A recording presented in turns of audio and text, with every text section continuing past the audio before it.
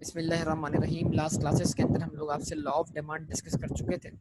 उसके बाद हमारी बात चल रही थी अजम्पशंस ऑफ द लॉ पर। मैंने कहा था अजम्पशंस वो फैक्टर्स हैं जिनको हमने कांस्टेंट रखा था या कांस्टेंट अज्यूम किया था ताकि हम प्राइस और क्वांटिटी डिमांड के रिलेशनशिप को अच्छी तरीके से समझ सकें। और ये अजम्पशंस भी वो फैक्टर्स हैं जो डिमांड को मुतासिर कर सकते हैं, ये भी वो वेरिएबल्स हैं जो डिमांड को मुतासिर कर सकते हैं। इनका भी डिमांड के साथ क्या है ताल्लुक है। लेकिन जब हम बोलते हैं जनाब कि अगर ये तमाम फैक्टर्स कांस्टेंट रहें तो क्वांटिटी डिमांडेड में तब्दीली आने की वजह सिर्फ और सिर्फ क्या होगी, प्राइस होगी। और प्राइस और क्वांटिटी डिमांडेड का आपस में क्या है, इनवर्स रिलेशनशिप है। तो फैक्टर्स हमने कांस्टेंट अज्यूम किए तो उनमें से एक क्या था, कंज्यूमर्स इनकम थी, प्राइसेस ऑफ सब्सटीट्यूट्स थे, प्राइसेस ऑफ कॉम्प्लीमेंट्स थे, consumer preferences in terms of taste, fashion and weather conditions थे, पॉपुलेशन थी, फ्यूचर एक्सपेक्टेशन अबाउट प्राइसेस थी, फाइनेंशियल इनोवेशन था और लेजिस्लेशन थी। कोई जल्दी से रिकॉल कर लेते हैं। कंज्यूमर की इनकम का डिमांड के साथ क्या है, डायरेक्ट रिलेशनशिप है। वैसे तो ये फैक्टर हमने कांस्टेंट माना था। कंज्यूमर इनकम अगर इंक्रीज होगी तो चीज़ों की डिमांड में क्या होगा, इजाफा होगा। क्यों?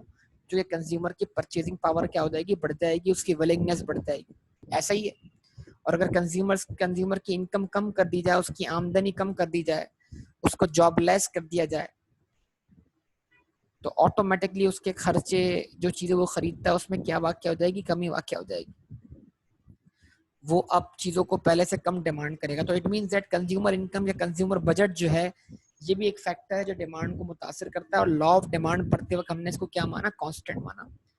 प्राइसेस ऑफ सब्सटीट्यूट, तो जब एक प्रोडक्ट महंगी होती है तो हम उसके सब्सटीट्यूट की तरफ स्विच करते हैं। तो एक सब्सटीट्यूट की प्राइस इंक्रीज होने से दूसरे सब्सटीट्यूट की डिमांड में क्या होता है, इजाफा होता है। ठीक है जी। तो अगर पेट्रोल की प्राइस इंक्रीज होगी तो सीएनजी की डिमांड में सीएनजी की अपनी प्राइस चेंज हुए बगैर क्या हो जाएगा, इजाफा हो जाएगा। यानी लोग सीएनजी की तरफ क्या हो जाएंगे, स्विच हो जाएंगे। यस और नो?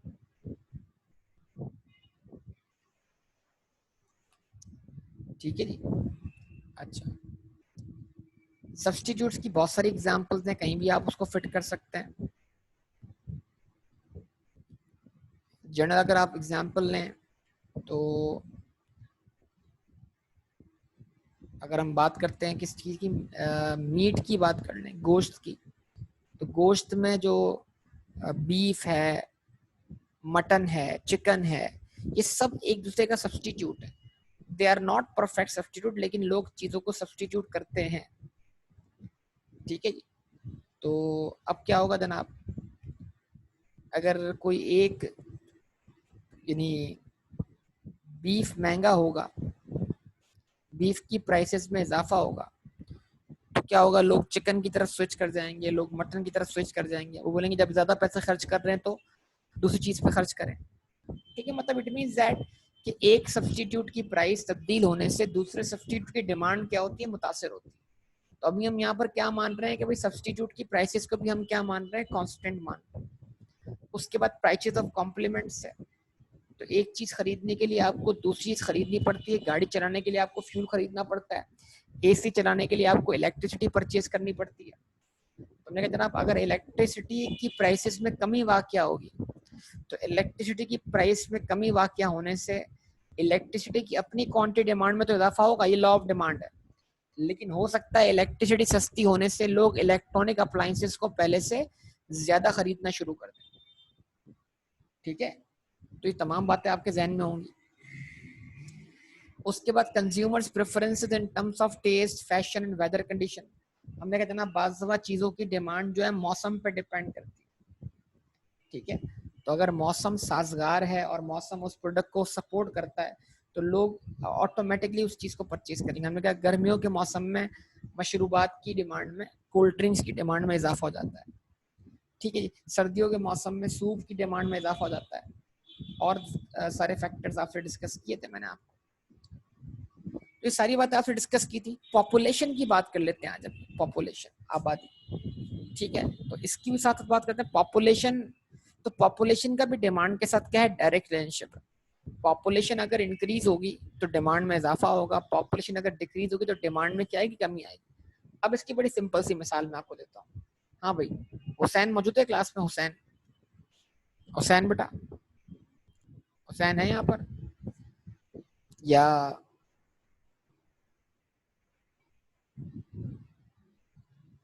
कहाँ है हुसैन? ना हुसैन लिख तो नहीं रहा, शो तो नहीं कर रहा अपने आप।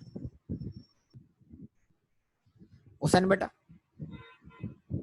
हुसैन, हुसैन जवाब नहीं दे रहे। हाँ है तो सही, मौजूद तो है हुसैन। अच्छा जी, हुसैन फ्लाइट मोड पर है। अच्छा अच्छा, अच्छा जी ओके। तो भाई मान लीजिए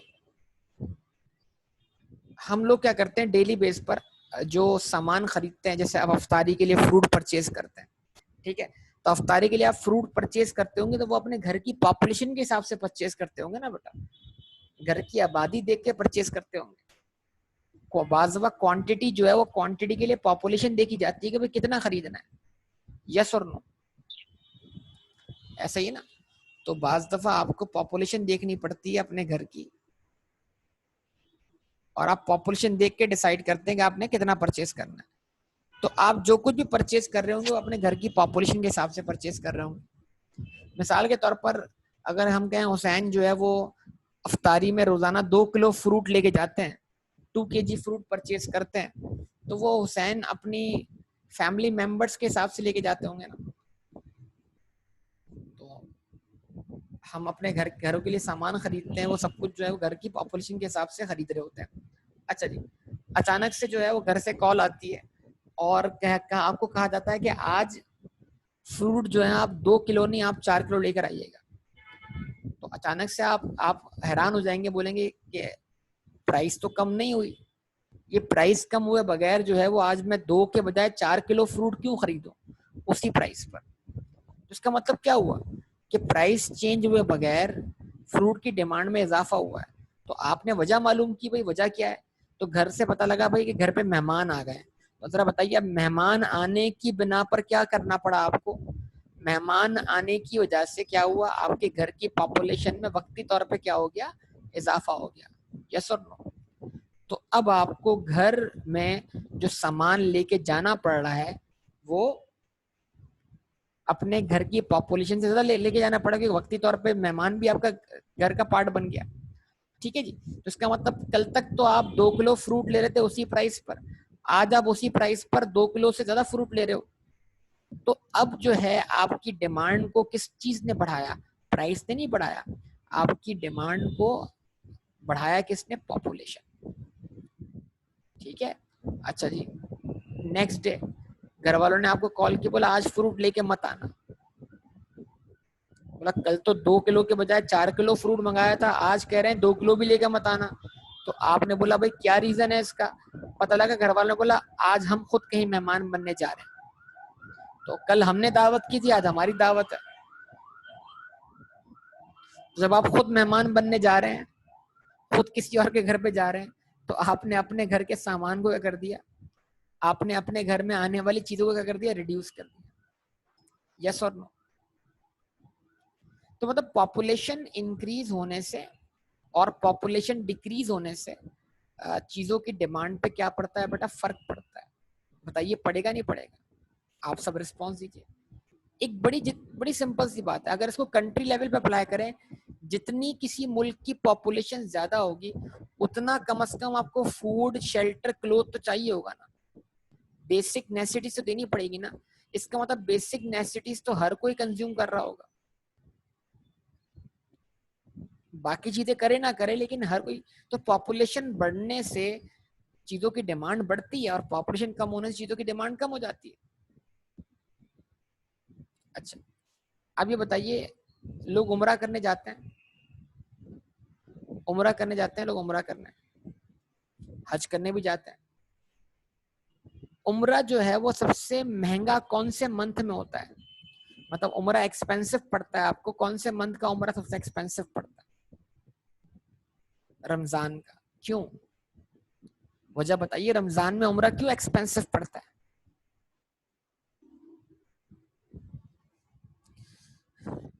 कि रमजान में जो है वो बहुत ज्यादा लोग उम्रा करने जाते हैं। तो अब देखें, वहां पर होटल्स हैं, रेस्टोरेंट्स हैं, वहां पर ट्रांसपोर्टेशन है, वो तो चीजें वही की उतनी की उतनी है। उनकी सप्लाई तो उनका उनका सप्लाई तो क्या है, कांस्टेंट एक तरीके से। अब क्या हो रहा है, जैसे डिमांड बढ़ रही है तो डिमांड का बढ़ना क्या कर रहा है, स्कैरसिटी को बढ़ा नहीं रहा। जब एक चीज को ज्यादा में ज्यादा लोग अप्रोच करेंगे तो क्या होगा, वो चीज उसको मिलेगी जो ज्यादा कीमत दे पाएगा।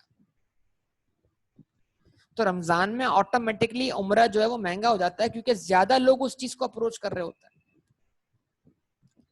तो हम ये बोल सकते हैं कि रमजान के अंदर जो है वो सऊदी अरब की जो ये जो क्या कहते हैं, मक्कातुल मुकर्रमा जो है और मदीनातुल मुनव्वरा जो है, उन दोनों की पॉपुलेशन में इजाफा हो जाता है।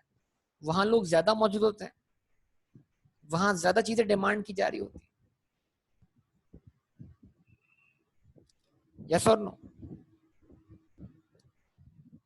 अभी फुटबॉल वर्ल्ड कप 2022 में होगा, वर्ल्ड कप फीफा फुटबॉल जो होगा ना 2022 में खेला जाएगा। कहाँ खेला जाएगा पता है आपको? कहाँ खेला जाएगा पता है आपको? किसी को पता है आप में से? फीफा वर्ल्ड कप 2022 कहाँ खेला जाएगा?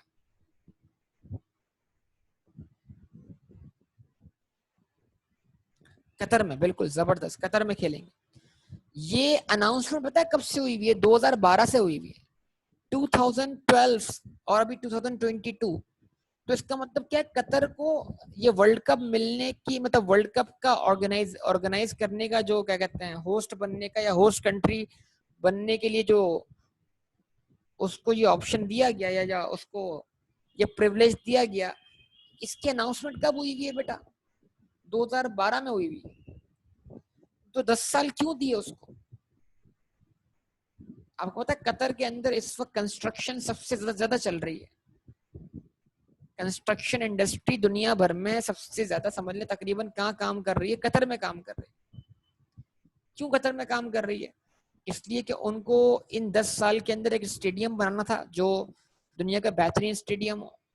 नंबर 2, उनको पता है जब वर्ल्ड कप होगा दुनिया भर के जो टूरिस्ट है वो कहाँ आएंगे बेटा? कतर आएंगे। तो क्या कतर के अंदर उनको अकोमोडेट करने के लिए इतने होटल्स मौजूद होंगे? फिर वो लोग आएंगे, वो खाएंगे पिएंगे, उनकी जरूरियात होंगी। तो क्या उनके पास इतने सफिशिएंट रेस्टोरेंट्स होंगे कि वो इतने बड़े इवेंट को ऑर्गेनाइज करने के लिए और इतने बड़े इतने इतने ज्यादा लोगों को वहां पर एडजस्ट कर सकें? तो इसका मतलब क्या है, एक इवेंट हो रहा है, उस इवेंट के होने की वजह से मुस्तकबिल में हमें एक पॉपुलेशन बढ़ती भी दिखाई दे रही है, और उस पॉपुलेशन के बढ़ने से जो डिमांड है, उस डिमांड को पूरा करने के लिए आज से काम शुरू हो चुका है। ये हमें पता है पहले से कि जब वहां लोग आएंगे तो वो खाएंगे पिएंगे रहेंगे, उन सबको फैसिलिटेट करना है। वरना तो आप बीइंग अ होस्ट कंट्री इसको आप इस वर्ल्ड कप को ऑर्गेनाइज ही नहीं कर पाएंगे। क्या ख्याल है आप लोग? ठीक है, अच्छा जी। तो इसका मतलब क्या है, पॉपुलेशन का डिमांड के साथ क्या हो गया, डायरेक्ट रिलेशनशिप हो गया, इनडायरेक्ट रिलेशनशिप हो गया?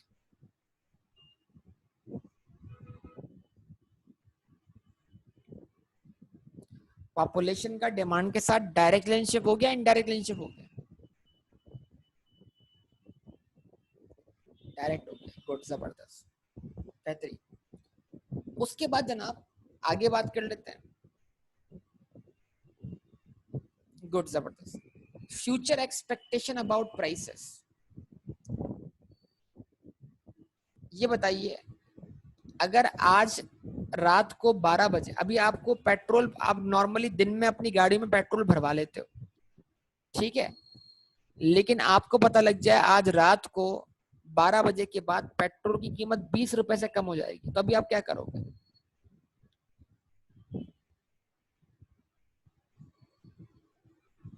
रिस्पॉन्स करो बेटा। अभी पेट्रोल की प्राइस कम नहीं हुई, लेकिन आपको पता है रात को 12 बजे के बाद पेट्रोल की कीमतें 20 रुपए से कम हो जाएंगी, तो क्या करोगे?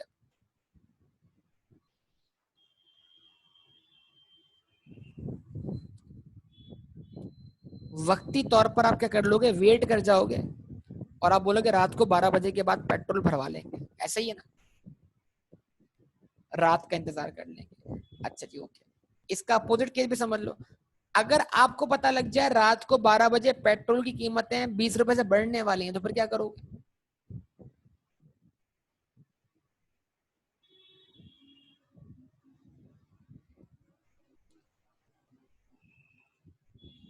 अभी लेके स्टोर कर लोगे। तो अभी तो कीमत चेंज नहीं हुई ना।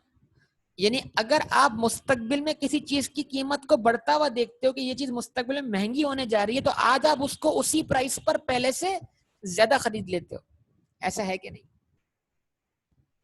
और अगर आप ये देखते हो कि जो चीज मैं खरीदने जा रहा हूँ उसकी मुस्तकबिल में कीमत क्या होने जा रही है, कम होने जा रही है, तो फिर आप क्या करते हो? आप बोलते हो कि जब इसकी कीमत कम हो जाएगी, जब मैं उसको आज नहीं खरीदूंगा, मैं कब खरीदूंगा? जब कीमत कम हो जाएगी। इसका मतलब क्या हुआ कि जब आप मुस्तकबिल में कीमतें बढ़ती या कम होती हुई देखते हो, तो आप उसके हिसाब से आज अपनी डिमांड को एडजस्ट कर देते हो। हालांकि आज उस प्रोडक्ट की प्राइस चेंज नहीं हुई, लेकिन वो प्राइस चेंज कब होगी? फ्यूचर में। तो फ्यूचर एक्सपेक्टेशन अबाउट प्राइसेस। ठीक है। तो फ्यूचर एक्सपेक्टेशन अबाउट प्राइस। अब इसकी एग्जांपल और लें। खवातीन जो है वो शॉपिंग के लिए जाती हैं, डिस्काउंट्स देखती हैं, खादी पे चली गई। तो फर्ज करें खातून खादी पे गई शॉपिंग करने के लिए। तो जब वो वहां पर सिलेक्शन कर रही थी, अपनी सूट्स देख रही थी, तो वहां पर जो दो सेल्स रिप्रेजेंटेटिव खवातीन थी, वो आपस में एक डिस्कशन कर रही थी कि हाँ भाई, कल की सेल की तैयारी पूरी है। तो वो खातून ने जुमला सुन लिया, कल की सेल की तैयारी पूरी है। अब जरा बताइए, इस जुमले का उन खातून पर क्या असर पड़ेगा जो आज शॉपिंग करने गई हैं और उनको खबर ये लगी है कल से सेल लगने वाली? जवाब दें। अब अपने आप को ऑब्जर्व करके रख लें कि आप खादी में मौजूद हैं, आप जा रहे हैं वहां पर शॉपिंग करने के लिए आज, लेकिन आज आपको खादी जगह पता लगा कल से सेल लगने वाली है। तो फिर आप क्या करोगे? सच बताइएगा। कल सेल लगने वाली है, 50% ऑफ है। आज एक सूट 5,000 रुपए का आपने देखा, 50% ऑफ है। कल से, लेकिन आज नहीं है, कल से ऑफ है, तो क्या करेंगे? यानी अगर आप मुस्तकबिल में किसी चीज की कीमत को कम होता हुआ देख रहे हैं, तो फिर आप उसको आज डेफर कर देंगे। डेफर मतलब आप उसको आज नहीं खरीदेंगे, आज आप उसकी डिमांड कम कर देंगे। यस और नो? लेकिन अगर आपको कोई इवेंट अटेंड करना है आज ही, तो फिर आप मजबूरन उसको परचेज भी कर सकते हैं। तो ये एक और फैक्टर आ जाएगा बीच में। लेकिन अगर आपके पास कोई और मजबूरी नहीं है, तो फिर आप उसको डेफर कर देंगे। आप बोलेंगे कल सेल लगने वाली है, कल ही आके खरीदते हैं इसको। ऐसे ही। जवाब दें।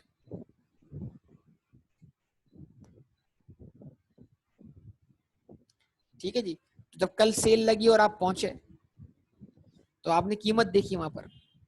पता है कीमत क्या थी? जो सूट आपने कल देखा 5,000 रुपए का, अब उस पर लगा हुआ था 10,000 रुपीज और 50% ऑफ था। ऐसा प्राइस को बढ़ाया 100% से, फिर 50% ऑफ कर दिया। याद है मार्कअप मार्जिन पढ़ाया था? चलें। बहरहाल, तो इसका मतलब क्या है कि जिस प्रोडक्ट की प्राइस हम मुस्तकबिल में बढ़ती हुई देखें, तो आज हम उसको उसी कीमत पर पहले से ज्यादा खरीद लेते हैं। और जिस प्रोडक्ट की प्राइस हम मुस्तकबिल में कम होती हुई देखें, तो आज हम उसको उसी कीमत पे पहले से कम खरीद रहे होते हैं। हम मुस्तकबिल का इंतजार करते हैं कि जब वो सस्ता हो जाए तब हम उसको परचेज करें। बात समझ में आती है? तो फ्यूचर एक्सपेक्टेशन अबाउट प्राइसेस का डिमांड के साथ क्या है? डायरेक्ट रिलेशनशिप है कि अगर आप मुस्तकबिल में कीमतें बढ़ती हुई देखेंगे, तो आज आप उसको उसी कीमत पे पहले से ज्यादा खरीदेंगे। और अगर आज आप मुस्तकबिल में कीमतें कम होती हुई देखेंगे, तो आज आप क्या करेंगे? उसको उसी कीमत पर पहले से कम खरीद रहे होंगे। ठीक है जी। अच्छा, उसके बाद क्या है? Financial innovation. ठीक है। ये बताइए, ये debit card, sorry debit card बोल रहा हूँ, क्रेडिट कार्ड आने से शॉपिंग बढ़ी है, कम हुई है?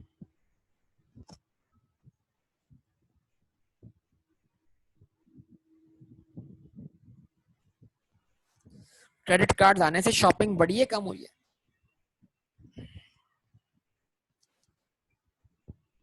भाई देखिए, जब जब तक आपकी जेब में नोट थे ना, तो जब तक आपकी जेब में नोट होंगे तो नोट के खर्च होने का एहसास दिल पे होगा बेटा।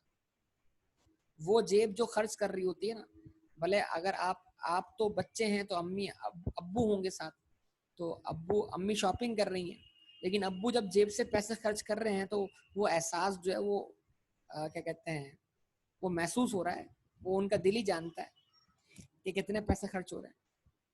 तो जब नोट खर्च हो रहे होते हैं और जेब खाली हो रही होती है, तो एक एहसास, एक फीलिंग आ रही होती है कि खजाना खाली हो रहा है। लेकिन क्या हो गया, क्रेडिट कार्ड ने उस एहसास को मार दिया, उस फीलिंग को मार दिया। अब कार्ड, आप कार्ड लेके चले गए, कार्ड आपने चार्ज करवा दिया गया, तो अब वो जेब पे जो एहसास था कि बार बार जो वॉलेट हम देख निकाल रहे थे और वॉलेट में से पैसे निकाल के हम खर्च कर रहे थे और वॉलेट का वजन जो था वो कम हो रहा था, तो उससे एक एहसास जो दिल में जाग रहा था, वो एहसास अब खत्म होना शुरू हो गया आहिस्ता आहिस्ता। तो बहुत से लोग जो हैं वो जब क्रेडिट कार्ड यूज करते हैं तो वो उनको पता भी नहीं होता, वो बहुत ज्यादा शॉपिंग करके आ जाते हैं, और जब क्रेडिट कार्ड्स के बिल आते हैं तो फिर उनको पता लगता है जनाब कि यार ये तो हमने बहुत ज्यादा शॉपिंग कर ली। ऐसा होता है। जवाब दें सब लोग। तो ये सारे सिस्टम्स हैं। तो इसका मतलब क्या था, एक चीज आप खरीदते हैं कैश में और एक चीज आप खरीदते हैं उधार में। आप ये सोचिए कि अगर उधार ना हो तो बिजनेसेस में होने वाली ट्रांजैक्शंस उधार के खत्म करने से बिजनेसेस में होने वाली ट्रांजैक्शंस बढ़ जाएंगी या कम हो जाएंगी?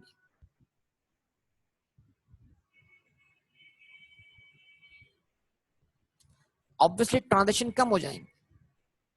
तो ट्रांजैक्शन कम होने का मतलब क्या है, लोग अब चीजों को पहले से कम खरीद रहे हैं, और लोग अगर चीजों को पहले से कम खरीदे, इसका एक और मतलब क्या हुआ, लोग अब चीजों को पहले से कम डिमांड कर रहे हैं। ऐसे ही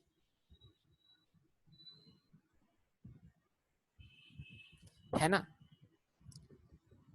तो इसका मतलब क्या, उधार, क्रेडिट, तो उधार एक फाइनेंशियल इनोवेशन है। जितना उधार बढ़ेगा उतनी ट्रांजैक्शन बढ़ेंगे। अक्सर लोग जो हैं वो देखें, पहले हमारे मुल्क में कार्स जो थी, गाड़ियां जो थी, वो बहुत कम होती थी, लेकिन जब से एक कॉन्सेप्ट आया लीजिंग का, leasing leasing is what, financial innovation. तो जरा बताइए, लीज आने के बाद, लीज पे गाड़ियां मिलने के बाद, गाड़ियां लोग ज्यादा खरीदना शुरू हो गए या पहले से कम खरीद रहे हैं? तो लीज फाइनेंसिंग ने क्या किया, lease financing is a financial innovation that increase the demand for vehicles. इसका मतलब फाइनेंशियल इनोवेशन आने से क्या हो रहा है, चीजों की डिमांड में इजाफा हो रहा है। एक वो शख्स है जो ये कल तक ये बोलता था कि यार मैं इस चीज को अफोर्ड नहीं कर सकता, मेरे पास इतने पैसे नहीं है, तो आपने बोला यार पैसे तुमसे कौन मांग रहा है, तुम चीज लेके जाओ ना यार। तो आप बोलते हैं भाई किस्तों पे दस्तयाब है, फ्रिज फ्रिज किस्तों पे दस्तयाब है, एसी किस्तों पे दस्तयाब है, मोबाइल फोन इंस्टॉलमेंट्स पे अवेलेबल है। आईफोन चाहिए, चलो भाई इंस्टॉलमेंट बना लो।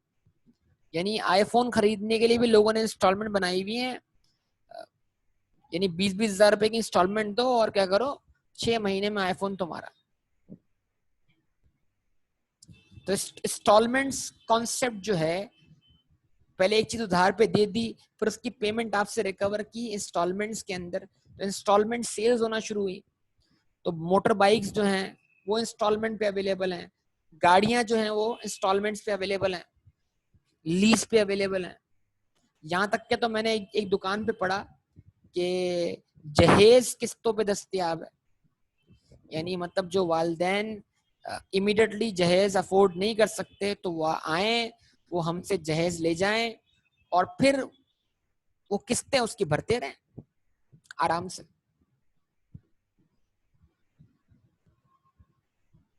ठीक है, तो इट मीन्स दैट, लेकिन अभी हमारा कॉन्सेप्ट जो है वो डिमांड की तरफ है। मतलब ये जो किस्तें मिलने से, ये जो किस्तें मिलने से है वो क्या है, किस्तें किस्तें आने से या किस्तें बनाने से या इंस्टॉलमेंट्स देने से क्या हुआ है? ट्रांजैक्शंस बढ़ी हैं, कम हुई हैं? चीजों की डिमांड में इजाफा हो या कमी है? कल तक एक बंदा बोला था, मैं I am not able to buy this, मैं विलिंग तो हूं, मैं एबल नहीं हूं। लेकिन क्या फाइनेंशियल इनोवेशन ने उसको एबल नहीं बना दिया? क्या उधार खरीदने से वो इस काबिल नहीं हो गया कि वो चीज आज खरीदे और उसकी पेमेंट बाद में दे, पैसे जमा करके किस्तों में? तो बेटा क्या हुआ? फाइनेंशियल इनोवेशन के आने से क्या हो गया? चीजों की डिमांड में इजाफा हो गया। यस और नो? बताइए सब लोग। अच्छा, उसके बाद लेजिस्लेशन, कानून साजी। गवर्नमेंट चाहे तो किसी प्रोडक्ट को बैन कर दे, गवर्नमेंट चाहे तो किसी प्रोडक्ट को खरीदने के लिए आपको पाबंद कर दे।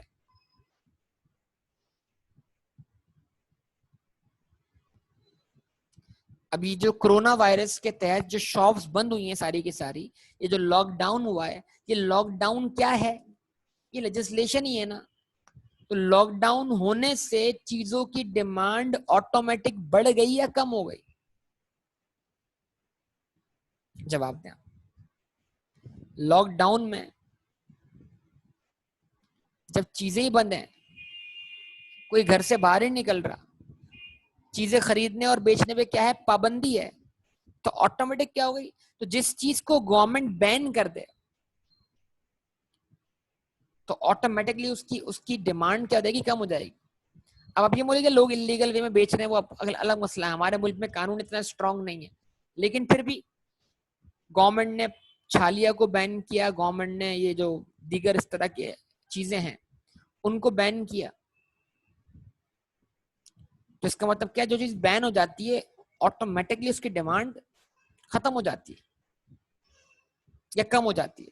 फिर वो इलीगली लोग खरीद रहे हो तो अलग बात है, और इलीगली बेच रहे हो तो अलग बात। एक इलीगल मार्केट बनी हुई अलग चीज है। इस तरीके से गवर्नमेंट जो है वो किसी चीज की डिमांड को बढ़ा भी सकती है थ्रू लेजिस्लेशन। कैसे? सोचिए, गवर्नमेंट बोले भाई कि आपने हेलमेट पहनना ही पहनना है, अगर आपने हेलमेट नहीं पहना आपका चालान हो जाएगा। तो जैसे ही गवर्नमेंट ने, जरा बताइए, जब ये गवर्नमेंट आई थी और इन्होंने जैसे सख्ती शुरू की थी हेलमेट पहनने के ऊपर, छोटे शहरों में तो नहीं की थी, बड़े शहरों में की थी, कराची और लाहौर में तो बहुत सख्ती की थी। तो अचानक से क्या हुआ था? अचानक से मार्केट में हेलमेट की डिमांड में क्या हो गया? इजाफा हो गया। ऐसा ही है। तो इट मींस गवर्नमेंट ने कानून बनाया, उस कानून बनाने की वजह से किसी प्रोडक्ट का खरीदना हमारे लिए क्या हो गया? जरूरी हो गया। और जब वो प्रोडक्ट का खरीदना जरूरी हो गया तो ऑटोमेटिक उसकी डिमांड क्या हो गई? बढ़ गई।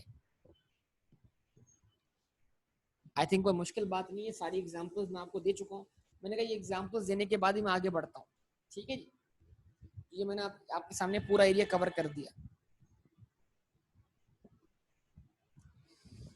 अच्छा जी, उसके बाद हम आए थे कहाँ पर बेटा? Limitation of law of demand पर। मैंने कहा था लॉ ऑफ डिमांड की लिमिटेशन का मतलब क्या है, इसको एक दफा फिर सुन लीजिएगा। फाइनेंशियल इनोवेशन जितनी अवेलेबल होगी उतनी डिमांड इंक्रीज होगी। The more the financial innovation is available, the more the credit is available, it will increase the demand. ठीक है? तो एक बात दफा हम डायरेक्ट और इनडायरेक्ट नहीं लिखते, बात दफा बोलते हैं एक चीज का ज्यादा अवेलेबल हो। लेजिस्लेशन का, अब लेजिस्लेशन का हम इसमें डायरेक्ट और इनडायरेक्ट लफ्ज नहीं बोल सकते।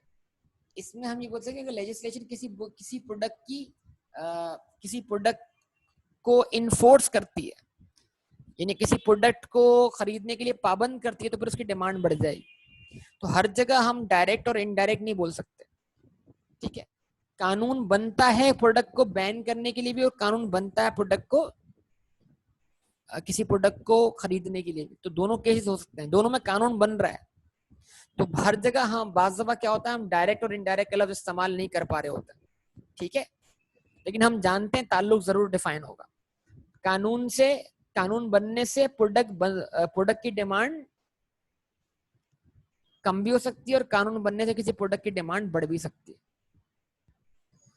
ठीक है जी, limitations of law of demand. तो लॉ ऑफ डिमांड की लिमिटेशंस क्या हैं? बताया था मैंने आपको। वो गुड्स जो मार्क ऑफ डिस्टिंक्शन है, जब उनकी प्राइसेस बढ़ती हैं तो एक मखसूस तबके के अंदर उनकी उन प्रोडक्ट्स की डिमांड में क्या होता है, इजाफा होता है, क्योंकि वो दूसरों से मुख्तलिफ दिखना चाहते हैं। ये सारी बातें हो चुकी हैं पिछली क्लासेस के अंदर। गिवन गुड्स, हमने कहा गिवन गुड्स का वो सबसे लोएस्ट दर्जा है जिसके जिसके बाद हमें आगे स्विच करने का ऑप्शन नहीं होगा। आप अगर आपने स्टडी टेक्स्ट पढ़ी हो तो आपकी स्टडी टेक्स्ट ने इसमें बटर की एग्जांपल दी है, सॉरी ब्रेड की एग्जांपल दी है।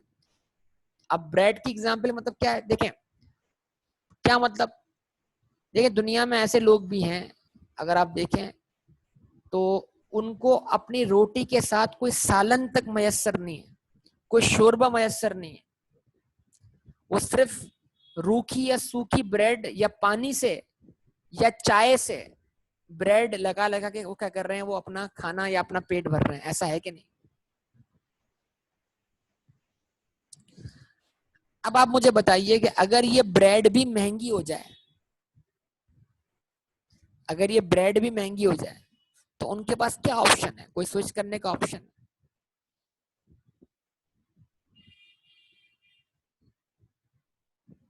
उनके पास स्विच करने का ऑप्शन है, ब्रेड से नीचे कहां जाएगा बंदा?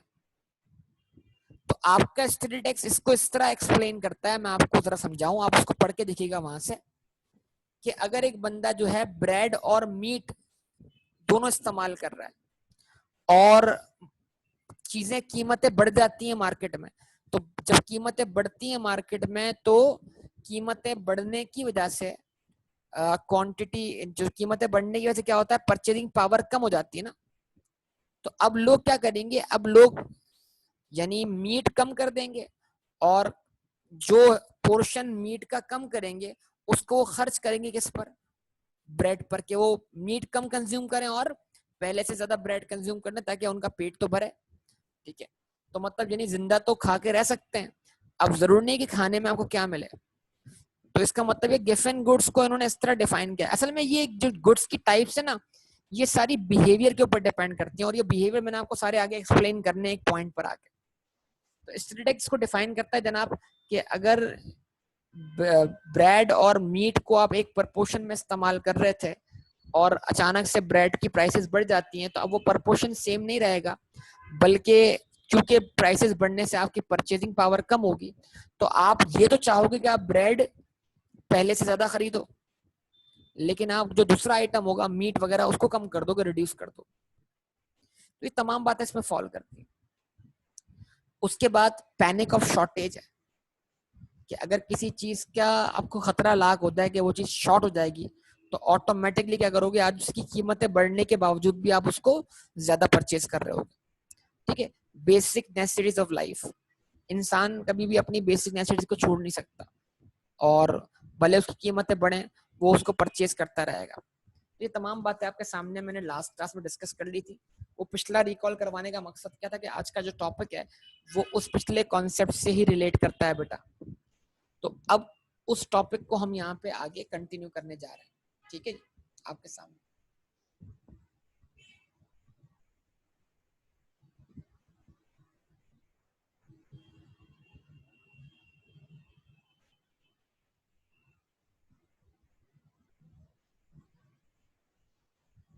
उसका हम बोलेंगे जनाब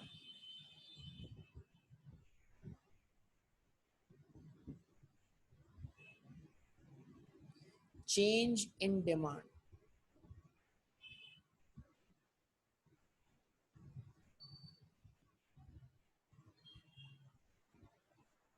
चेंज और शिफ्ट इन डिमांड।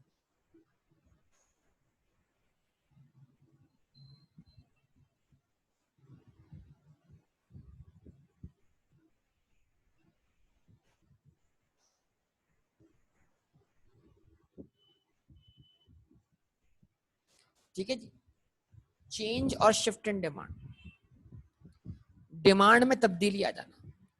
ठीक है, अब ये बड़ा इंपॉर्टेंट टॉपिक है और ये चीजें बच्चे जो है ना वो मिक्स कर जाते हैं इस पॉइंट पर आकर। तो ये हर एक चीज आपको बिल्कुल क्लियर रखनी है, और किसी भी किस्म का कोई कंफ्यूजन हो तो उसको क्लियर कर लेना है। कंफ्यूजन अपने साथ नहीं रखना आप लोगों ने। ठीक है, क्या लिखा हमने बेटा?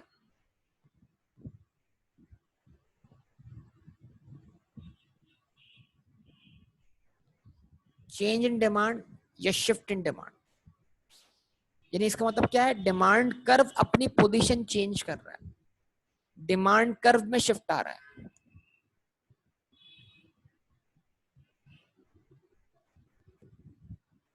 ठीक है, तो चेंज इन डिमांड के कितने केसेस हैं? 2 केसेस हैं। और पहला केस क्या है?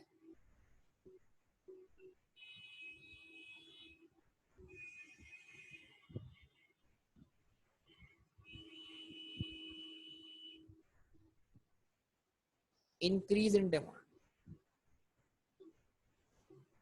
तो मैं आपको पहले भी कहता, there is a difference between increase in quantity demanded and increase in demand. इन दो बातों का फर्क बड़ा आपको अच्छे से समझना चाहिए।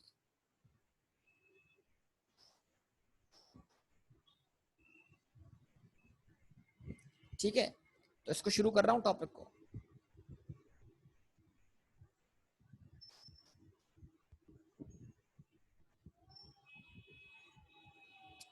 आप पहले इस टॉपिक को पढ़ें, फिर उसके बाद जो क्वेश्चन हो कीजिएगा।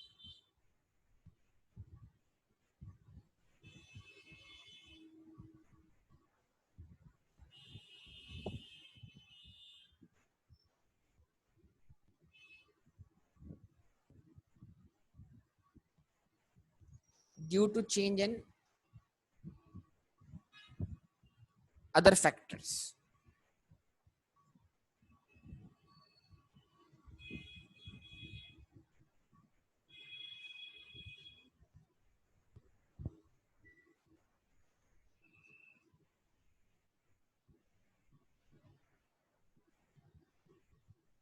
Such as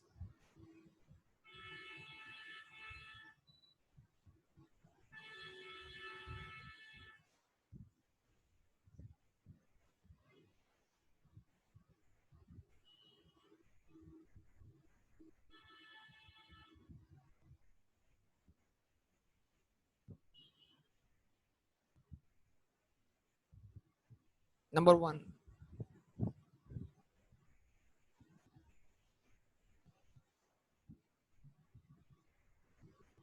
increase in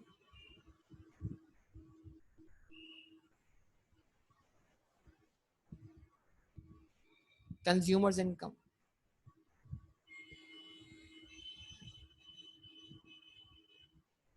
Number 2,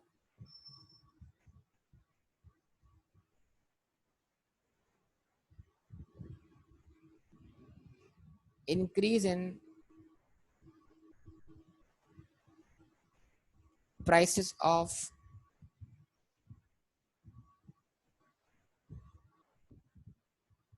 substitutes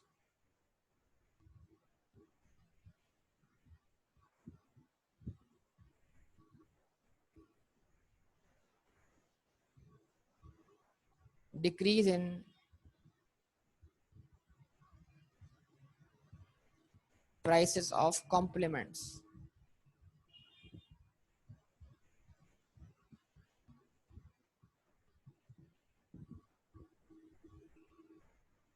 Favorable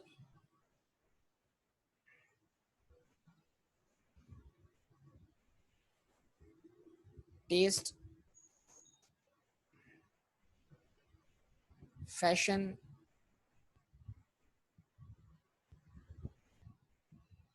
and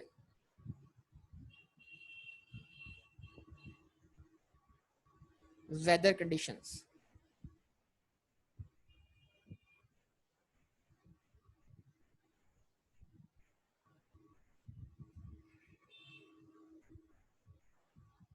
Increase in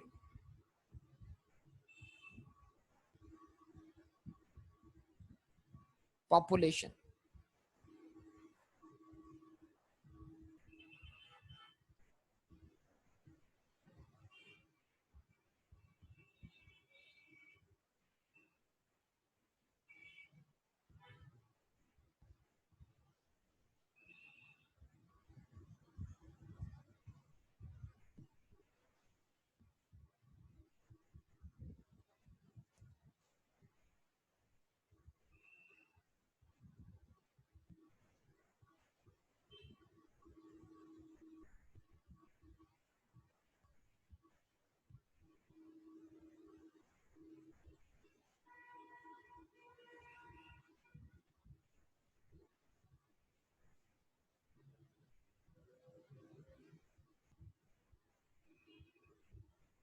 future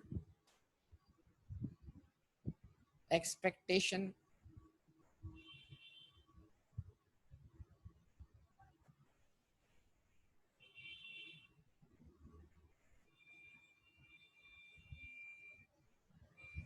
about prices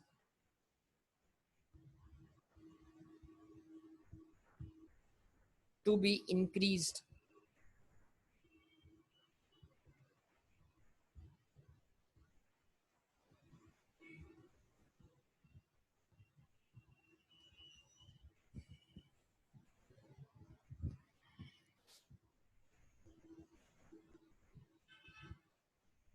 availability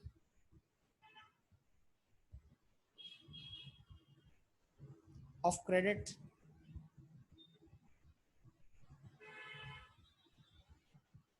or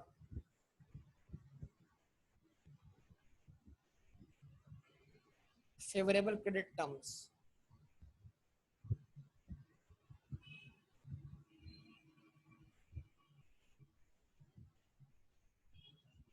ठीक है,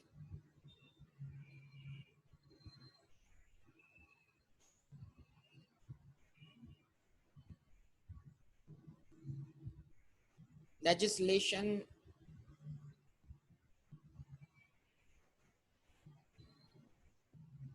enforces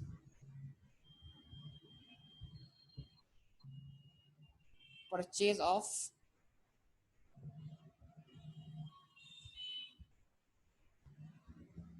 a particular product.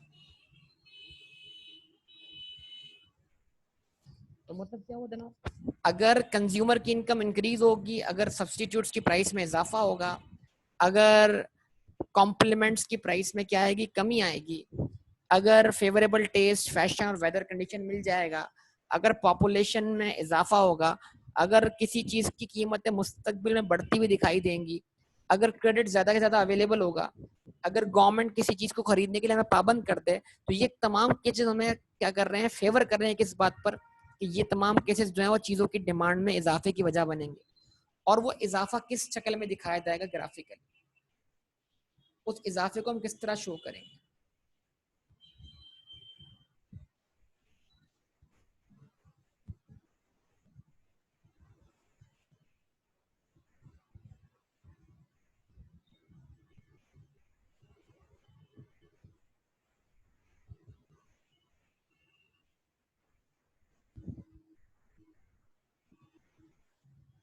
देखिएगा प्लीज,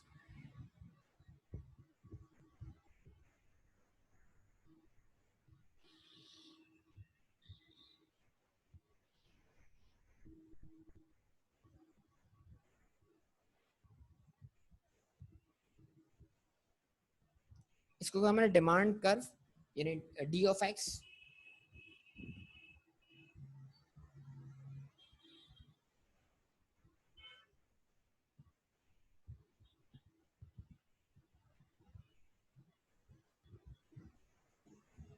इसको D1 नाम दिया,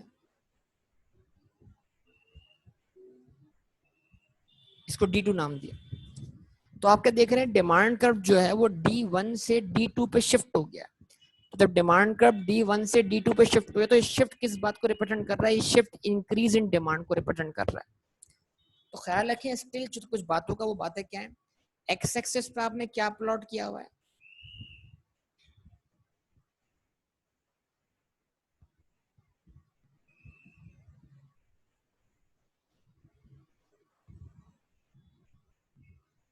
क्वांटिटी डिमांडेड, और वाई एक्सिस पे क्या प्लॉट किया हुआ आपने,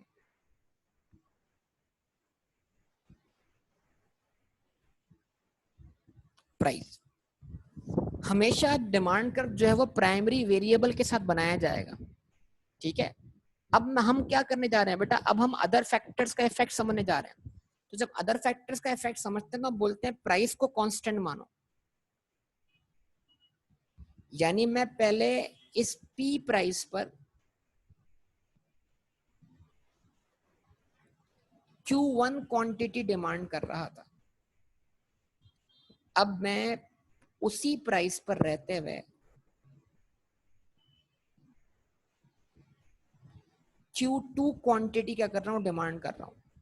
तो हुआ क्या, आप क्या देख रहे हैं, क्वांटिटी डिमांडेड में क्या हो गया, इजाफा हो गया, हुआ कि नहीं हुआ?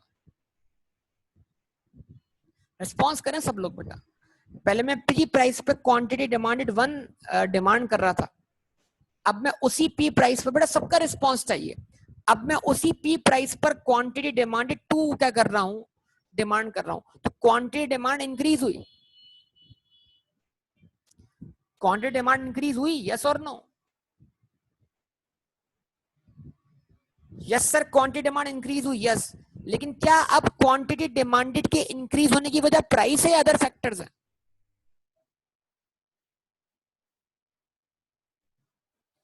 प्राइस तो वही की वही है।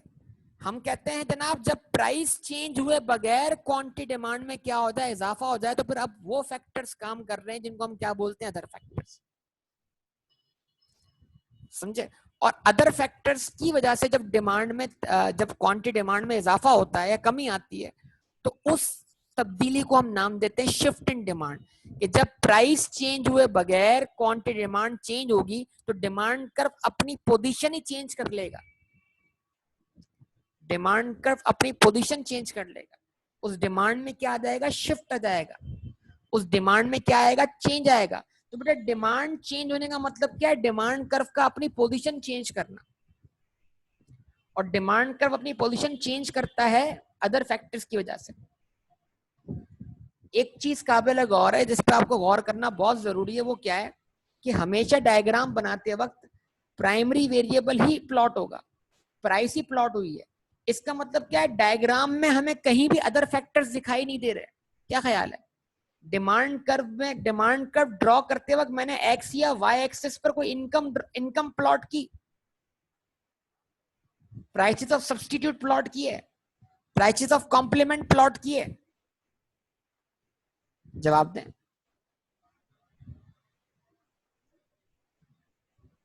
ये सब चीजें प्लॉट की, पॉपुलेशन प्लॉट की। इसका मतलब क्या है, प्लॉट तो सर आपने प्राइस ही की है। तो याद रखिएगा अदर फैक्टर्स डायग्राम में कहीं दिखते नहीं है, अदर फैक्टर्स का असर दिखता है, असर, इफेक्ट। क्या ख्याल है? तो डिमांड कर्व का शिफ्ट होना अदर फैक्टर्स के इफेक्ट को शो कर रहा है, लेकिन अदर फैक्टर्स खुद इस डायग्राम में कहीं दिखाई नहीं देंगे। मतलब डिमांड कर्व पर अदर फैक्टर्स का इफेक्ट दिखेगा, अदर फैक्टर्स कहीं खुद दिखाई नहीं देंगे। जवाब दीजिए, रिस्पॉन्स कीजिए बेटा सब लोग।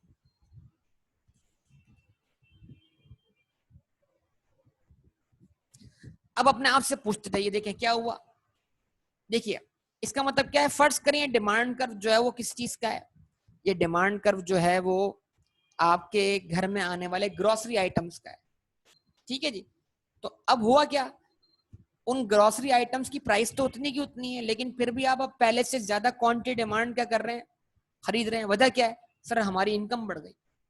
सर नंबर 2, अगर ये डिमांड कर्व किसका है, सीएनजी का है, तो सीएनजी की अपनी प्राइस चेंज नहीं हुई, तो सर चेंज प्राइस हुई है पेट्रोल की, और पेट्रोल महंगा होने की बिना पर अब मैं सीएनजी पहले से ज्यादा कंज्यूम कर रहा हूं, हालांकि सीएनजी की अपनी प्राइस चेंज नहीं हुई। अच्छा जी, ओके। सर ये डिमांड कर्व किसका है, डिमांड कर्व एसी का है। सर एसी की अपनी प्राइस चेंज नहीं हुई, प्राइस किसकी कम हुई, इलेक्ट्रिसिटी की। तो इलेक्ट्रिसिटी की प्राइस कम होने से अब एसी की डिमांड में क्या हो गया, इजाफा हो गया। जवाब दे।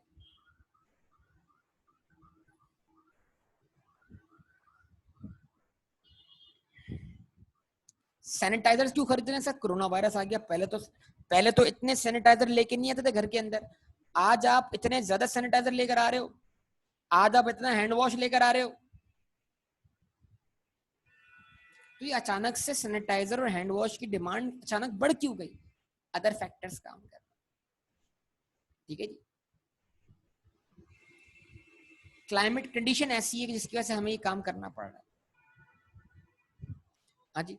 रमजान आ गया, रमजान, तो रमजान में आपके पास मशरूबात की डिमांड क्या हो गई है, बढ़ गई है। लस्सी भी बना रहे हो, क्या कहते हैं, शरबत भी बना रहे हो, पता नहीं क्या कुछ बना रहे हो, कोल्ड ड्रिंक भी इस्तेमाल कर रहे हो। तो नॉर्मल डेज में तो इतनी कोल्ड ड्रिंक इस्तेमाल नहीं करते, अचानक से ये क्या हो गया? सर मौसम है, क्लाइमेट है, रमजान है।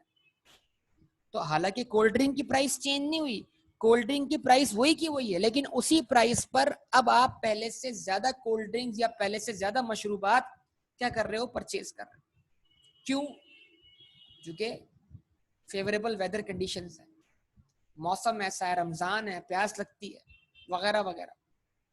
हालांकि आम रूटीन में तो इतना पानी या इतनी कोल्ड ड्रिंक इस्तेमाल नहीं करते। जवाब दें। गर्मियां शुरू होते ही मिल्क की डिमांड क्या हो जाएगी बेटा? बढ़ जाएगी, कम हो जाएगी?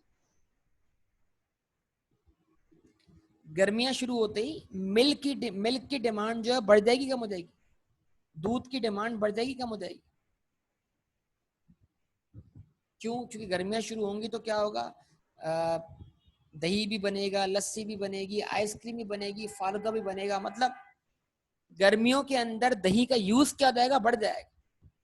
सॉरी, दूध का यूज क्या हो जाएगा? बढ़ जाएगा। तो ऑटोमेटिकली जो है वो इसका डिमांड कर्व क्या हो जाएगा? अपवर्ड शिफ्ट हो जाएगा।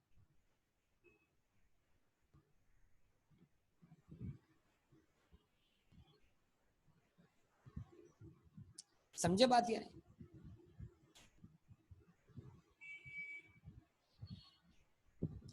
अच्छा जी, उसके बाद भाई 2 किलो फ्रूट के बजाय 4 किलो क्यों खरीद रहे हो? प्राइस तो वही की वही है। आप क्या बोलोगे? मेहमान आ गए, पॉपुलेशन में क्या हो गया? इजाफा हो गया। डिमांड कर्व में क्या हो गया? इजाफा हो गया, शिफ्ट हो गया अपवर्ड। जवाब दे।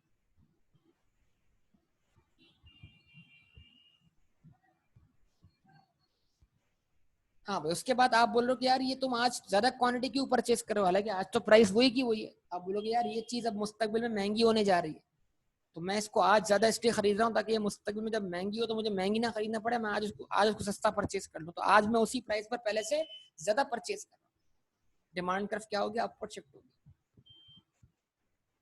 यार कल तक तो तुम ये चीज कम में खरीद रहे थे, आज ज्यादा क्यों खरीद रहे हो? ये चीज आज उधार में मिल रही है। क्रेडिट कार्ड आ गया है, तो क्रेडिट कार्ड ने क्या कर दिया? मेरी विलिंगनेस और एबिलिटी को बढ़ा दिया। अच्छा, कल तक तुम्हारे पास एक भी हेलमेट नहीं था, आज तुमने दो दो हेलमेट परचेज कर लिए। जो पीछे बंदा साथ बैठता है उसको भी हेलमेट पहनाते हो। तो ये क्यों हो गया? गवर्नमेंट ने पाबंद कर दिया यार, अगर नहीं लूंगा तो क्या होगा? चालान हो जाएगा। तो इसका मतलब क्या हुआ? अदर फैक्टर्स की वजह से डिमांड कर्व क्या हो गया? शिफ्ट हो गया। इसको बोलेंगे शिफ्ट। शिफ्ट। और ये शिफ्ट कौन सा? Increase in demand. तो आपने ऊपर जुमला, अब देखो मैं ऊपर वाली बात कंटिन्यू करने जा रहा हूँ, अल्फाज सुनना जरा सबके। Due to change in other factors such as increase in consumers income, increase in prices of substitutes, decrease in prices of complements, favorable taste, fashion and weather conditions, increase in population, future expectation about prices to be increased, availability of credit or favorable credit terms, legislation enforces purchase of a particular product. अभी जुमला यहाँ continue कर रहा हूँ।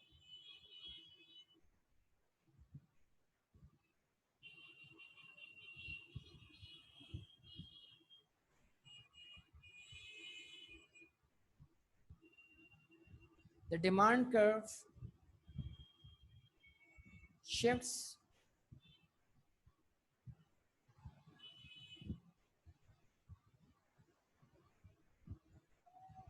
upward, आप इसको upward कहो,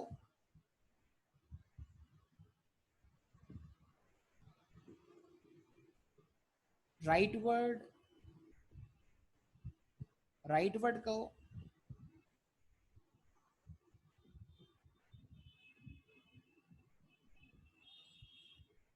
outwards. यानी जब भी डिमांड में इंक्रीज शो होगा तो डिमांड कर्व हमें अपवर्ड शिफ्ट होता दिखाई देगा, राइटवर्ड शिफ्ट होता हुआ दिखाई देगा, वो अपनी पोजीशन चेंज करेगा। तो डिमांड कर्व का अपवर्ड शिफ्ट होना, डाउन राइटवर्ड शिफ्ट होना, आउटवर्ड शिफ्ट होना किस बात की निशानदेही करता है? कि कंज्यूमर की विलिंगनेस और एबिलिटी क्या हो गई है? बढ़ गई है, बगैर प्राइस चेंज हुए। किस वजह से? अदर फैक्टर्स की वजह से। Demand curve shift upward, rightward और outwards, representing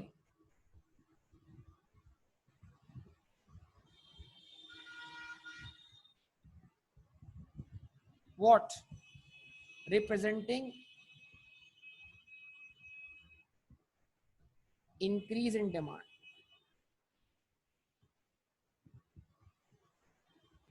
That is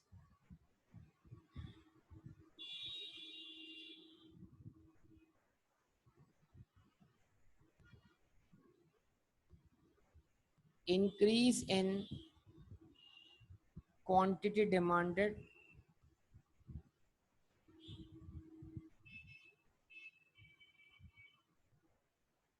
without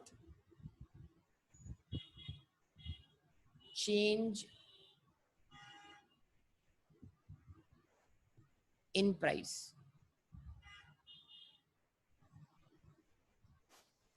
यानी जब डिमांड कर्व आउटवर्ड शिफ्ट हो रहा है, अपवर्ड शिफ्ट हो रहा है, राइटवर्ड शिफ्ट हो रहा है, तो इससे भी क्वांटिटी डिमांड में तो इजाफा हो रहा है, लेकिन यहाँ अब क्वांटिटी डिमांड में तब्दीली आने की वजह प्राइस नहीं है, बल्कि यहाँ पर अब डिमांड में तब्दीली आने, क्वांटिटी डिमांड में तब्दीली आने की वजह जो है वो क्या है, वो अदर फैक्टर्स।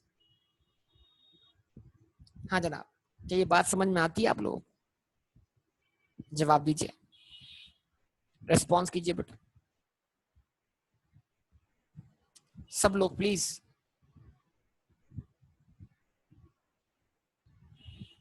तो डिमांड कर्व बाहर की तरफ शिफ्ट हो गया, पूरा डिमांड कर्व शिफ्ट हो गया, पूरे डिमांड कर्व का लोकेशन चेंज हो गया। बस मैंने इतना कहा कि क्या आपको ये बात क्लियर हुई यहां तक कि डिमांड कर्व का शिफ्ट समझ में आया आपको? तो इससे पहले जो था उसमें डिमांड कर्व वहीं का वहीं था, लेकिन हम सेम डिमांड कर्व पर देखें, दो बातें इस पे गौर करें। हम सेम डिमांड कर्व पर पहले एक पॉइंट से दूसरे पॉइंट पे मूव कर रहे थे, तो अगर आप सेम डिमांड कर्व पर एक पॉइंट से दूसरे पॉइंट पे मूव करते हैं तो वजह प्राइस है, लेकिन जब आप एक डिमांड कर्व से दूसरे डिमांड कर्व पे शिफ्ट हो जाते हैं, अगर वो दो पॉइंट सेम डिमांड कर्व पे फॉल नहीं करते बल्कि वो दो पॉइंट्स दो अलग अलग डिमांड कर्व में फॉल करते हैं, तो जान लीजिएगा इसका मतलब क्या है, अदर फैक्टर्स ने काम दिखाया है और अदर फैक्टर्स की वजह से डिमांड कर्व क्या हो गया, शिफ्ट हो गया। समझे हैं बात को? तो अब जरा गौर करें, इससे पहले ए और बी पॉइंट जो थे वो सेम डिमांड कर्व पे थे, तो अगर आप सेम डिमांड कर्व पे एक पॉइंट से दूसरे पॉइंट पे मूव करेंगे तो वजह प्राइस है, लेकिन जब आप एक डिमांड कर्व से दूसरे डिमांड कर्व पे स्विच हो जाएंगे, शिफ्ट हो जाएंगे, तो वजह अदर फैक्टर्स हैं, वजह प्राइस नहीं। ख्याल रखिएगा इन बातों का।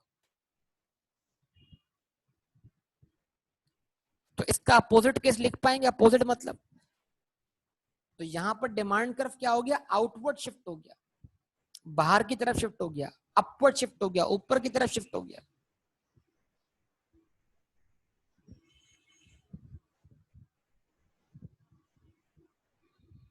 तो अगर यही सारे फैक्टर्स रिवर्स लिखे जाए, रिवर्स, तो क्या होगा, यही तमाम फैक्टर्स उलट करके लिखे जाए तो डिमांड कर्व अपवर्ड शिफ्ट नहीं होगा बल्कि क्या होगा, डाउनवर्ड शिफ्ट होगा ना।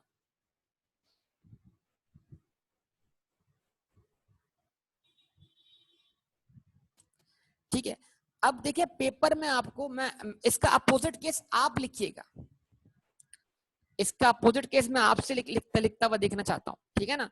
लेकिन देखो पेपर में जवाब को तवील करना, जवाब को मुख्तसर करना सब हमें आना चाहिए। अगर मैं एक वक्त में अपवर्ड शिफ्ट और डाउनवर्ड शिफ्ट दोनों की बात करना चाहता हूं तो मुझे दोनों की बात इकट्ठे करना भी आनी चाहिए, और अगर एग्जामिनर सिर्फ अपवर्ड शिफ्ट पूछे तो मुझे अपवर्ड शिफ्ट बताना भी आना चाहिए, अगर एग्जामिनर मुझसे सिर्फ डाउनवर्ड शिफ्ट पूछे तो मुझे डाउनवर्ड शिफ्ट बताना भी आना चाहिए। तो मुझे ये उम्मीद है आपसे कि भाई डाउनवर्ड शिफ्ट तो आप इसका खुद से लिख लेंगे, मतलब इसको देखकर अपोजिट बना लेंगे ना सब लोग इसको देखकर। लेकिन मैं अभी आपके सामने क्या रखता हूं, अगर हमें चीजें मिला के लिखनी हो, एक ही बयान में हमें अपवर्ड डाउनवर्ड सब बताना हो, तो हमें वो टेक्निक भी आनी चाहिए। तो जरा देखिए अगले पेज पर मैं इसी बात को एक और स्टाइल से बताता हूं।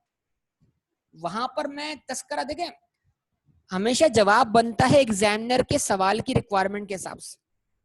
तो सवाल की रिक्वायरमेंट असल में बच्चे क्या करते हैं, वो बोलते हैं हम लिख कर आ गए। आपको पता है सबसे बुरा रिजल्ट जो है ना अभी इसका है, क्या कहते हैं, इकोनॉमिक्स का। और उसकी वजह क्या है, वजह यह है कि भाई लिखना नहीं आता, जवाब नहीं देना आता, जवाब डिजाइन करना नहीं आता। मैंने रिजल्ट्स लगाए अपनी फेसबुक वॉल पर। तो अगर आप वहां जाके उसका, अगर मैं उसको आपके लिंक उसको शेयर कर दूंगा, तो आप जो रिजल्ट्स आए हैं ओवरऑल कैफ के, जरा उसको आप देखिएगा सब लोग, ठीक है। मैं शेयर करूंगा आपके साथ कि आप कैफ के ओवरऑल रिजल्ट्स देखिएगा कि क्या रिजल्ट आए। अल्हम्दुलिल्लाह FAR 2 टैक्सेशन और FAR 1 वाले बच्चों ने तो आउटस्टैंडिंग परफॉर्मेंस दिखाई है। 11 से 12 बच्चे जो हैं वो कैफ क्वालिफाई हुए हैं इस टाइम के अंदर हमारे कैंपस, जो कैफ कंप्लीट कर चुके हैं। तो कैफ क्वालिफाई किया बच्चों ने, तो जो बड़े बच्चे हैं उनकी परफॉर्मेंस तो बहुत आउटस्टैंडिंग रही, ठीक है। छोटे बच्चों ने थोड़ा मायूस किया इस बार। तो बहरहाल वो तो अब चलता रहता है, पार्ट है, लेकिन चीजें हैं। लेकिन जो मुश्किल सब्जेक्ट्स हैं उनके रिजल्ट्स बड़े आला हैं, आए हैं इस दफा, और जो आसान सब्जेक्ट्स थे उनके रिजल्ट थोड़े डाउन रहे हैं। तो इस बात का मुझे थोड़ा दुख है, लेकिन फिर भी इन सब्जेक्ट के रिजल्ट बहुत आला भी रहे हैं। लेकिन कभी कभी ऐसा हो जाता है, कोई अटेम्प्ट ऐसी निकल आती है बहरहाल, लेकिन इसमें अपनी गलतियों को सुधारने की जरूरत है। तो ये आपके सामने यहाँ पर बात हमारी चल रही थी। अच्छा, तो मैं क्या कह रहा था कि देखें, हमें एग्जामिनर की रिक्वायरमेंट के हिसाब से, मेरी आवाज कट रही है अभी भी, अब सही है आवाज?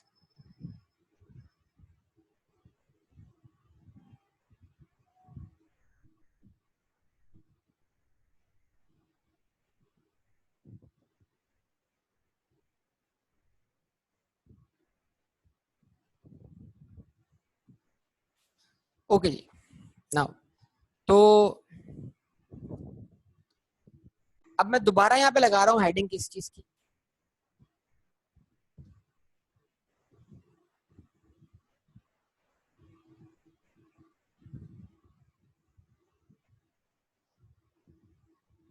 ठीक है जी, हाँ, वो बीच बीच में प्रॉब्लम हो रहा है, उसको देख लेते हैं रिकॉर्डिंग में, आप देख लीजिएगा, इसको मैनेज कर ले थोड़ा सा।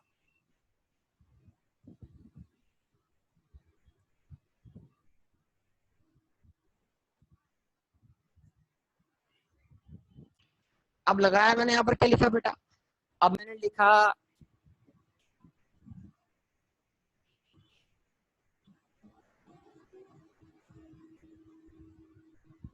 चेंज या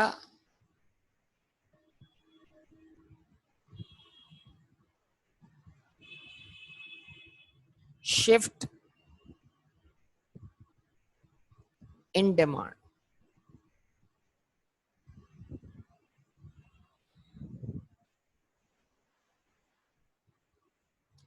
अब मैं यहाँ पर क्या होगा, मैं मेरा बात करने का अंदाज थोड़ा मुख्तलिफ होगा, जरा देखिएगा उस चीज को।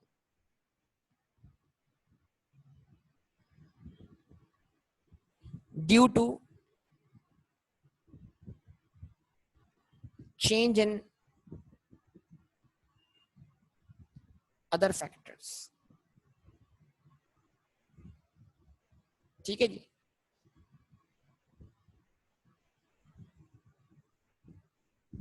Such as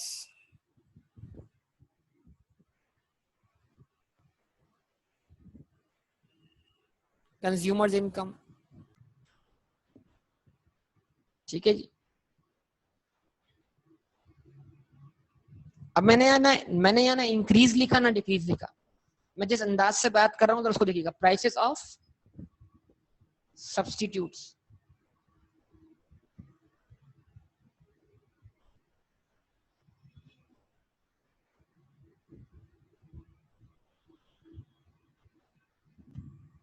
prices of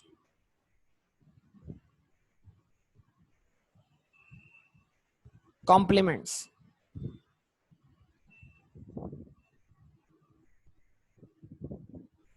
taste, fashion and weather conditions. Number 5 population. अच्छा, बाकी सारे पॉइंट आप उसमें ऐड कर लीजिएगा खुद ही, क्योंकि बार बार लिखना, पता है आपको सारे पॉइंट्स वही हैं। चलें, 6 क्या था? Future expectation.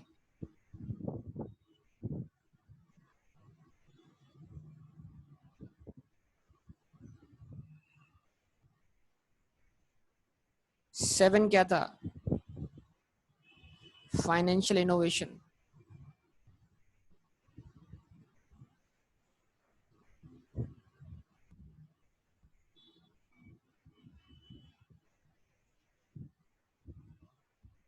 उसके बाद लेजिस्लेशन। चले मैंने सारे लिख दिए।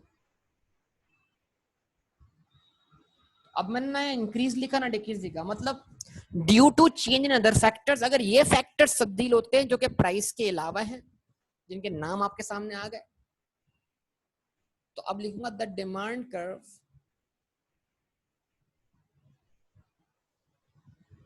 तो इन फैक्टर्स के तब्दील होने से क्या होगा, the demand curve either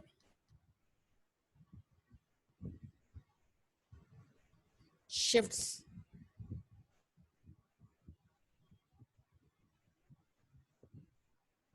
upward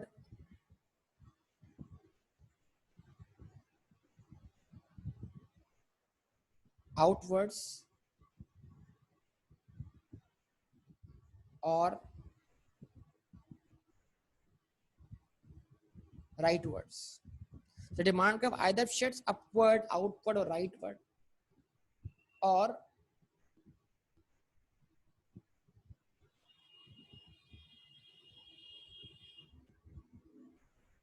shifts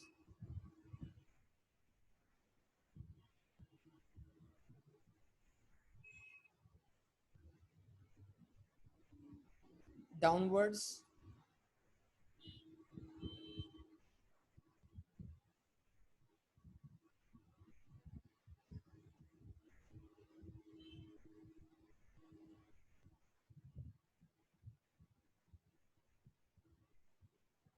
backwards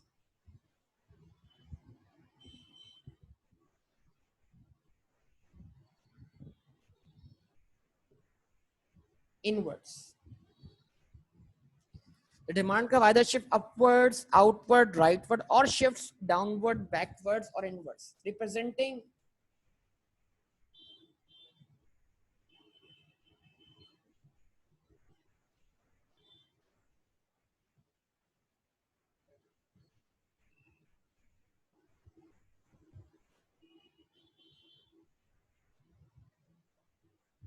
increase or decrease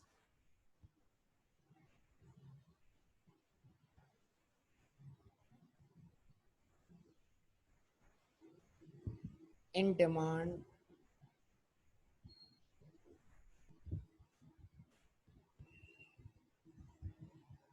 that is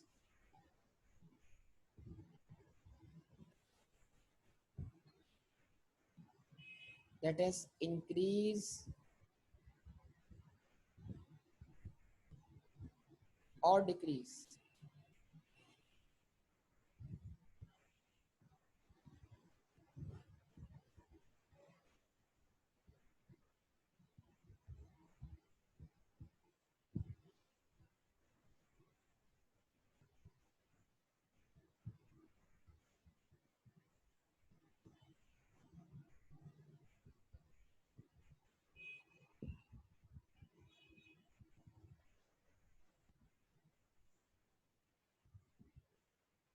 In quantity demanded,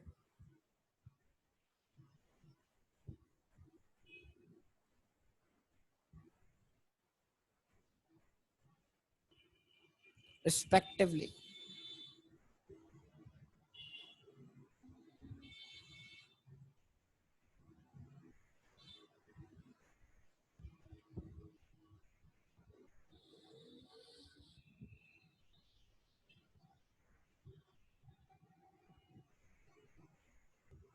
Without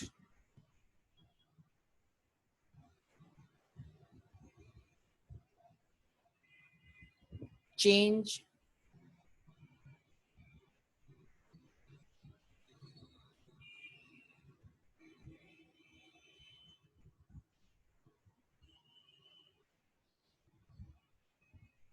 in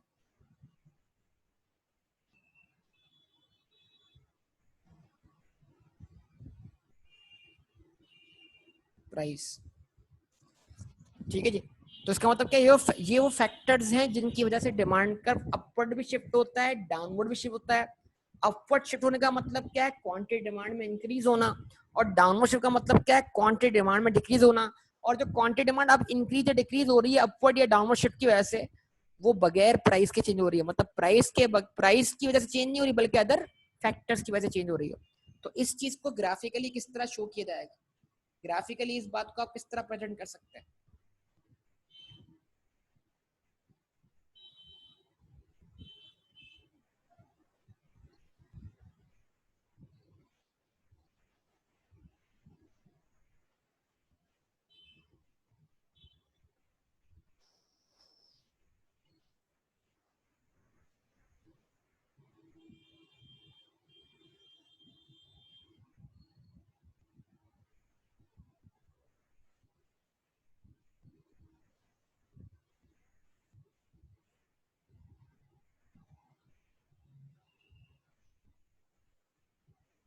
ठीक है जी, ये डिमांड कर्व है, इसको हमने कहा D of X, D one of X.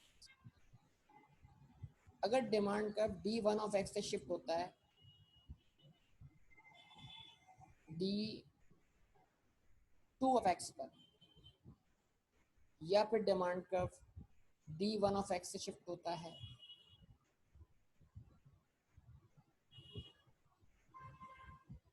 D three of X पर, तो क्या करें? अब आप एक प्राइस कांस्टेंट रख लें, आप एक कांस्टेंट प्राइस रख के देखें।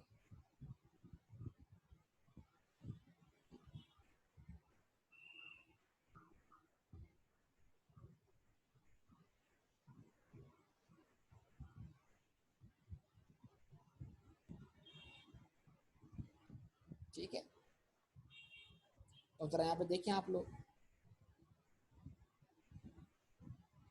अगर एक Q1 था तो Q1 से कहाँ गया, Q2 पर, और ये कहाँ आ गया, Q3 पर।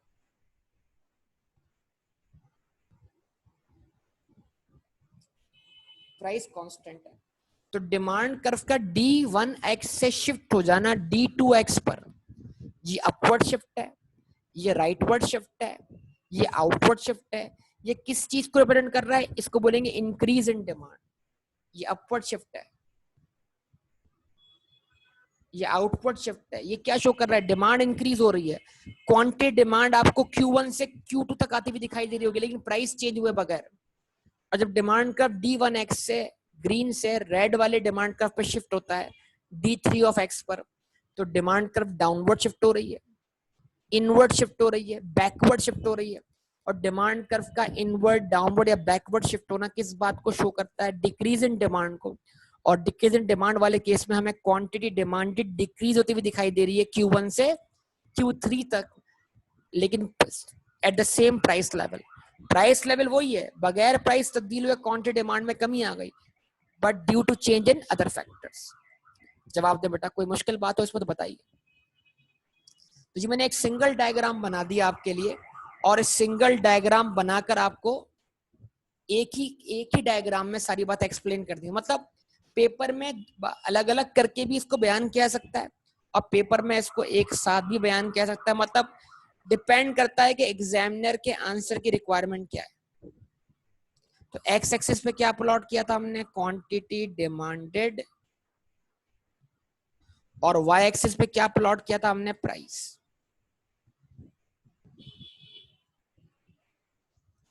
ठीक है जी।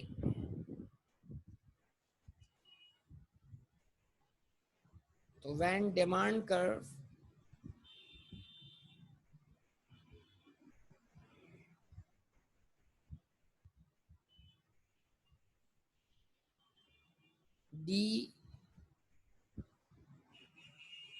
D1 of x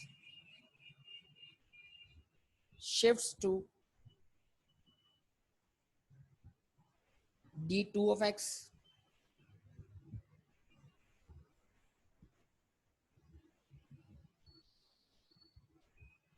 represents what?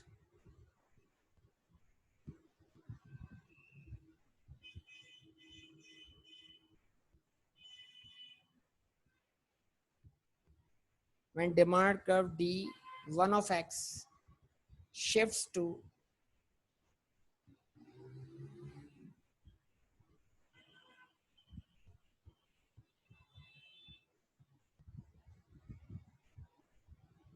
D3 of x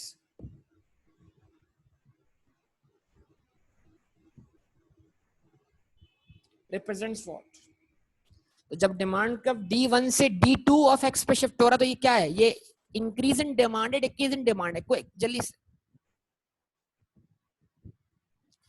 जब डिमांड कब D1 ऑफ x से D2 ऑफ x पे शिफ्ट हो रहा है ये क्या है, इंक्रीज इन डिमांड है, डिक्रीज इन डिमांड है? ऑब्वियसली क्या है, increase in demand. Represent what, increase in demand.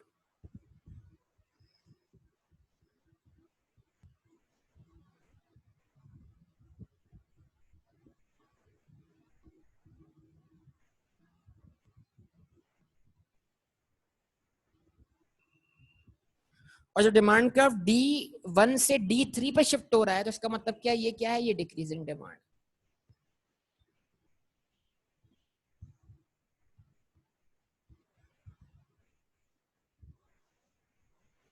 ठीक है जी, तो उम्मीद करता हूँ सारी गुफ्तगू आपको समझ में आएगी। आज तक इसको इतना स्टॉप करूंगा, बाकी इंशाल्लाह डिस्कशन कल की क्लास में करेंगे।